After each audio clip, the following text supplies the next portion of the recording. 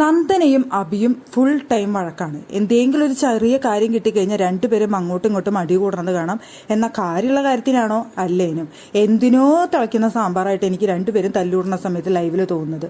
എന്നാൽ ഈ അഭിക്കാണെങ്കിലും നന്ദനയ്ക്കാണെങ്കിലും ആ വീട്ടിൽ വന്നിട്ട് ഇതുവരെ പ്രത്യേകിച്ച് ഒരു കണ്ടന്റ് ഉണ്ടാക്കാനോ അവർക്ക് അവരുടേതായ ഒരു സ്ഥാനം ഉറപ്പിക്കാനോ ഇതുവരെ സാധിച്ചിട്ടില്ല. അഭിഷേകിന്റെ കാര്യം പറഞ്ഞുകൊണ്ട് അഭിഷേക് ടോക്സിക് ആണെന്ന് പറഞ്ഞു, ഇവൻ ടോക്സിക് അല്ല എന്നൊക്കെ പറഞ്ഞുകൊണ്ട് നീ പോടി, നീ ഇറങ്ങിപ്പോടി, നീ ആരട ചോദിക്കാൻ എന്നൊക്കെ പറഞ്ഞുകൊണ്ട് അങ്ങോട്ടും ഇങ്ങോട്ടും വീട്ടുകാരെ വിളിക്കലും അങ്ങോട്ടും ഇങ്ങോട്ടും ഈ പോടി പോടാ വിളിക്കലാണ് ഇവരുടെ പണി.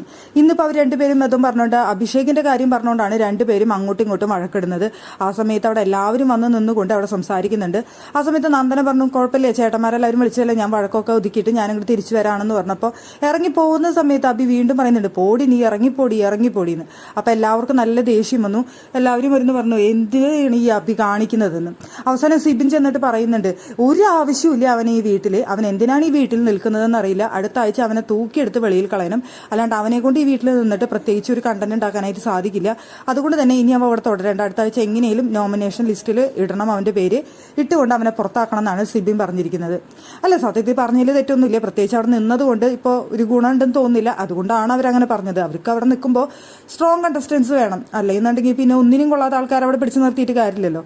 അതുപോലെ ഒരു കണ്ടസ്റ്റന്റ് ആയിട്ട് അവർക്ക് തോന്നിയിൽ തെറ്റില്ല, പ്രത്യേകിച്ച് ഒരു കണ്ടന്റ് തരാനായിട്ടോ പ്രത്യേകിച്ച് അവരുടേതായ സ്ഥാനം ഉറപ്പിക്കാനായിട്ട് ഇതുവരെ അവർക്ക് സാധിച്ചിട്ടില്ല.